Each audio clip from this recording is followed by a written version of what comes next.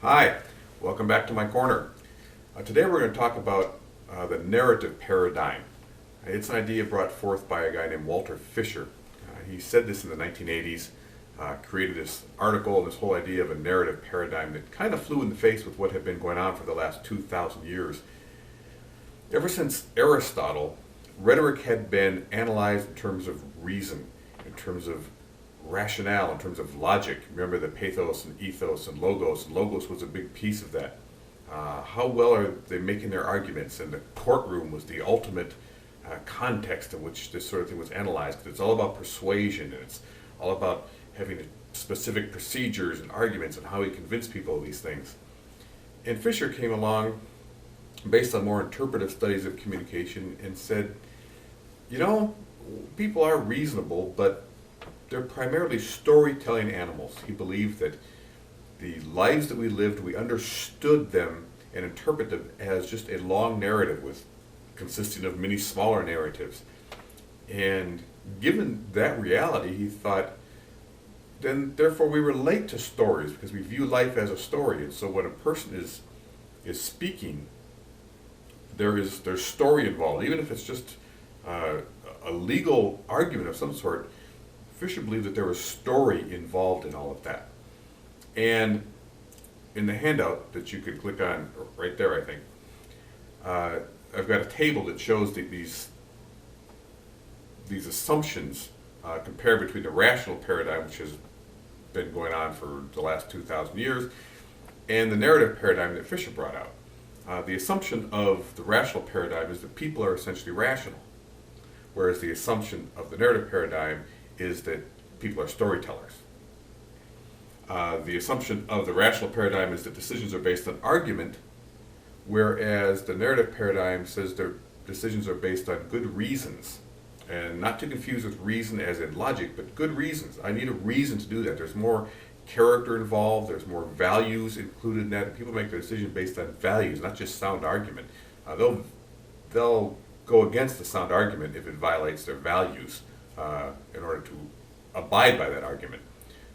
That was Fisher's position. Another assumption of the rational paradigm was that the speaking situation kind of determines the course of the argument. You make the argument differently depending on where you are and the context of where you're doing it. Whereas Fisher thought that your history, your biography, and your character, that determines what you believe are good reasons to make a decision or to be persuaded. It wasn't really context dependent on the environment in which the argument was made. The context was within the hearer. And that's what will determine what a good reason is to buy into or reject an argument. The rational paradigm also really believed that rationality was defined by how well we argue. How much information do we have and how well do we present that? That's standard, remember the big word, neo-Aristotelian thinking. Rationality in Fisher's mind was based on coherence and fidelity of our stories, which we'll talk about those in just a minute. And the last assumption of the rational paradigm is that the world is a set of logical puzzles that we can and are working to solve. And it's very much that the world is something which is discovered, that viewpoint. Whereas the narrative paradigm believes that the world is a set of stories, and we choose from those stories, and we kind of construct our own life. That's more this idea that reality isn't discovered, it's constructed by the decisions we make. Those are the fundamental assumptions of those two different ways of looking at it.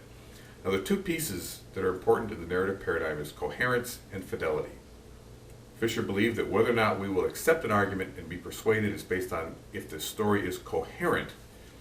And what he meant by coherence was whether or not the story was internally consistent.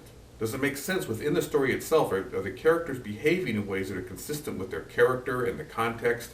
If a person tells a story about a man who tremendously loves his wife, and then all of a sudden there's this scene where he's abusing her, and then it's back to how he loves her, that's not internally consistent.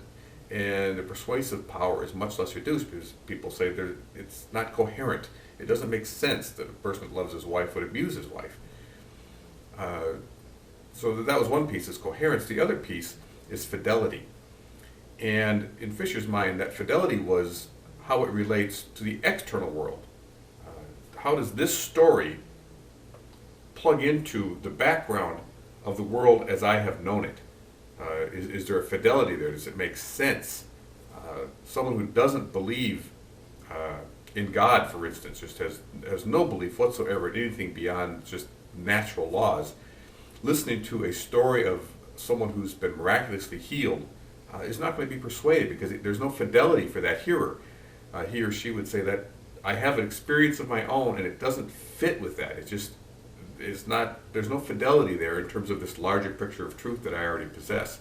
And so the fidelity aspect really taps into personal values. Fisher believed that people make these decisions based on their values. Does what I'm hearing align with my values, regardless of how reasonable or unreasonable the argument is in terms of pure logic? Does it fit with my values? If it does, I'm likely to be persuaded. If it does not, then I'm not going to be persuaded. And we see this kind of thing all the time. I think this has a lot to do with maybe even how culture formed. People believe things that seem completely unreasonable to the rest of us, but somehow it struck some chord with them, with some values that they had. That, yeah, this makes sense, at least to their values. They were able to be persuaded by that, even though there was no logical content there. So if you want to use any of this kind of viewpoint in your analyses, that would be fine. Of course, your assignment is to use the textbook. But this is another way of looking at things. In our recent discussions on Blackboard, we've talked a little bit about stories and how these stories align. And there's this whole method called the narrative paradigm by which many rhetorical analysts would actually take apart a piece of rhetoric and look at it in this way. They're looking for coherence and they're looking for fidelity. And based on those two things, they can determine what audience this would be convincing for. If you want more information on it, just let me know. I've got a chapter out of a book that I could send you or something. Hopefully this is helping to broaden your idea of rhetorical analysis.